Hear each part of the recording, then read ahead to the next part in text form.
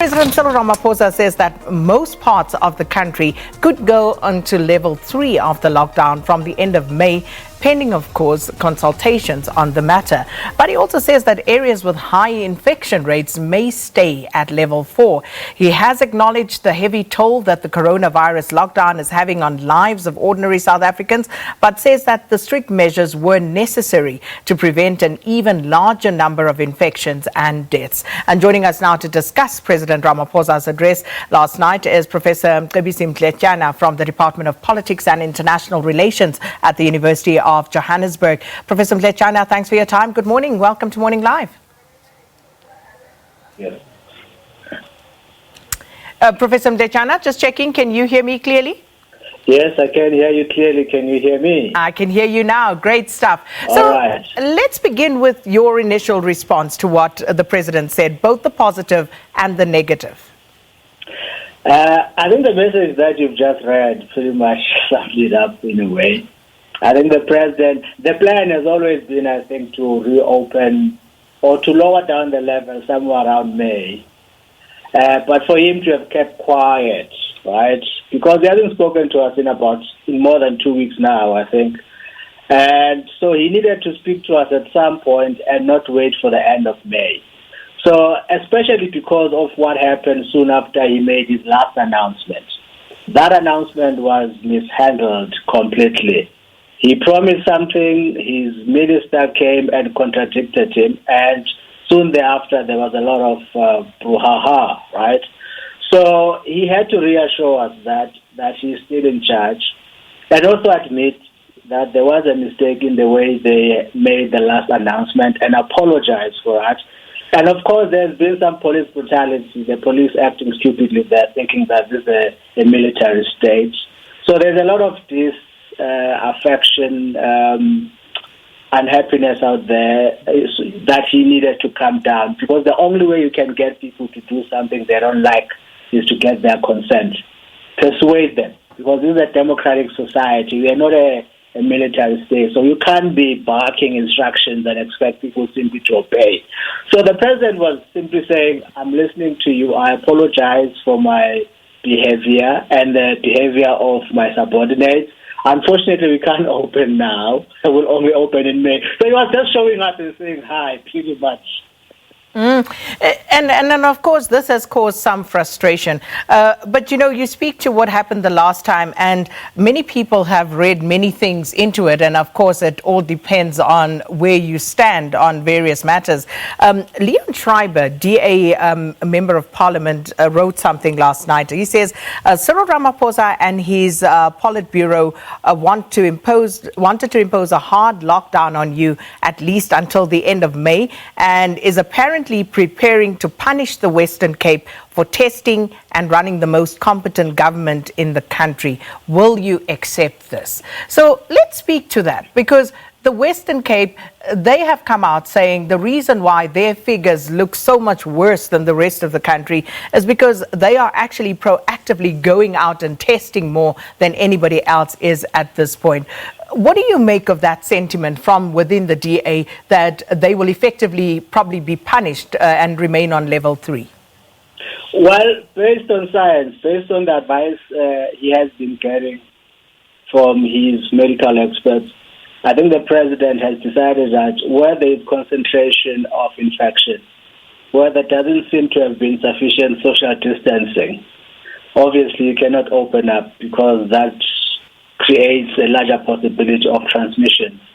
So this is medical advice. This is what knowledgeable people, not only in South Africa but globally, have been saying.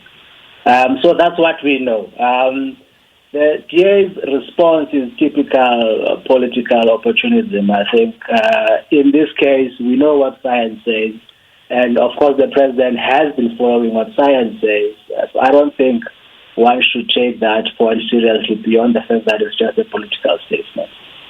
So looking at what could possibly happen, if certain provinces or certain areas where the spread of the virus seems to have been contained or at levels that are perhaps acceptable, as it were, if those provinces or areas were to be moved down to level 3 and others where there are hotspots remain on level 4, how exactly is that practically going to be enforced?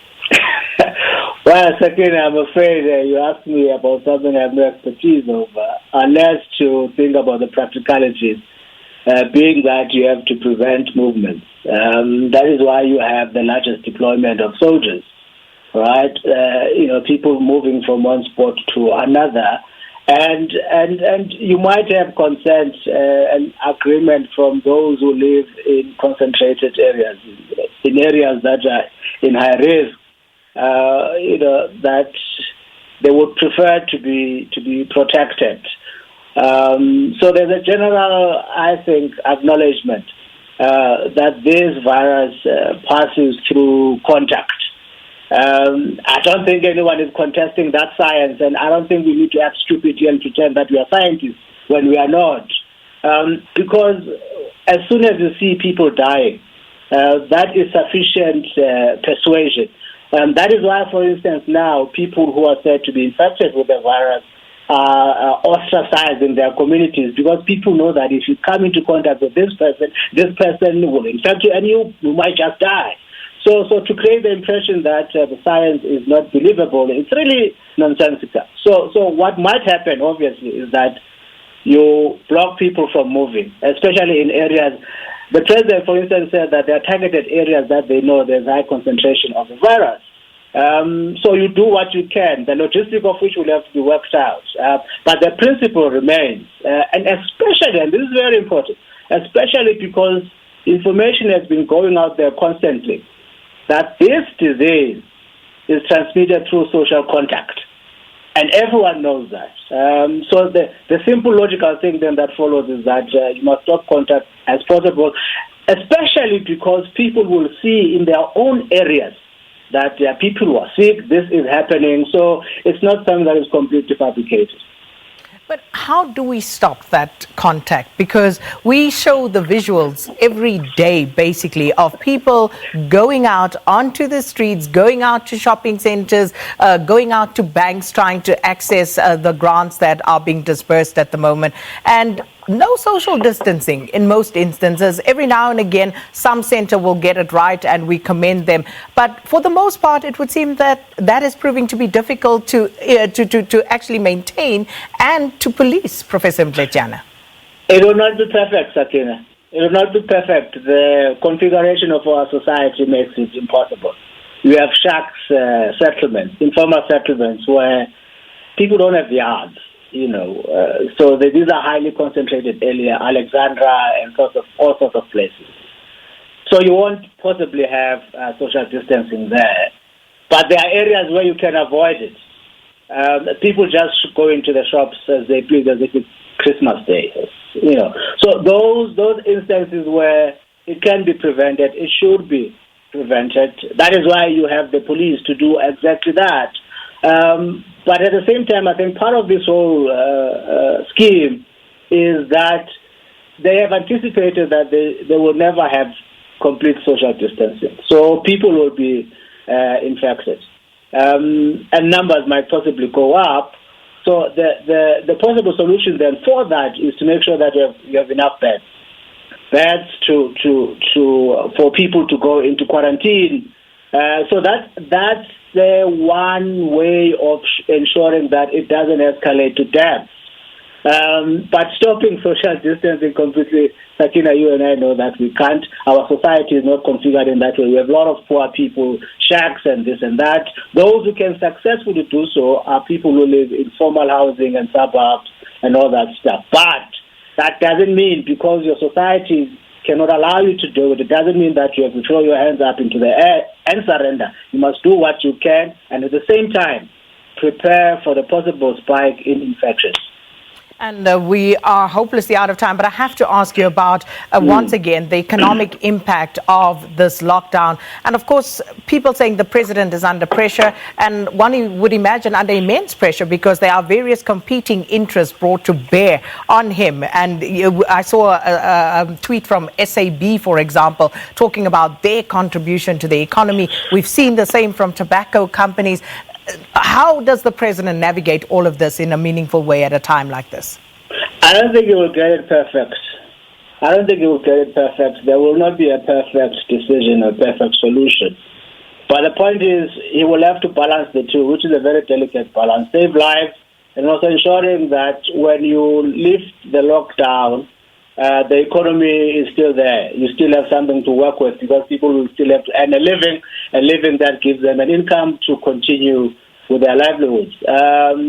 So he would have to take a decision that has least repercussions. That's what you do in public policy because you don't have a crystal ball that gives you sight of what the future looks like. You have to take information into consideration and think about it thoroughly. Consult with everyone who is central to the implementation of your strategy and then do what you can. The complaints by business are not surprising because business is closed, people are losing money, but this is necessary to save lives. But at the same time, don't drag the lockdown too long to a point where it does serious harm to the economy and makes it difficult to recover. But striking that balance, Sakina, will not be perfect. But you can only do what you can and trust that people know that you did your best. That's what is important. Because if they know that you were forthcoming, you were honest, you were credible in the way you dealt with this, they will cut you some slack when things go bad. And they might go bad, but they will know that you did your best. And just finally, the issue of gender-based violence, and the president making mention of that once again.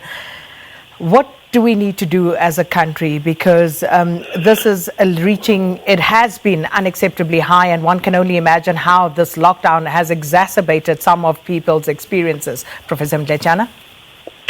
That's quite unfortunate, Sakina. That's quite unfortunate.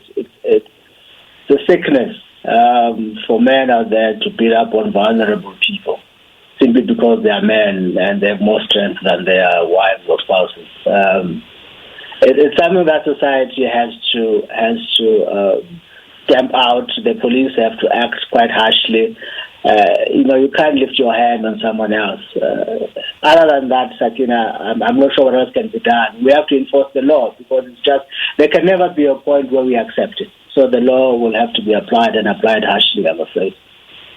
Professor Ndletyana, thank you so much as always for your time. Professor Mcebisi is from the Department of Politics and International Relations at the University of Johannesburg, and of course discussing there with us a reaction to President Cyril Ramaphosa's address to the nation last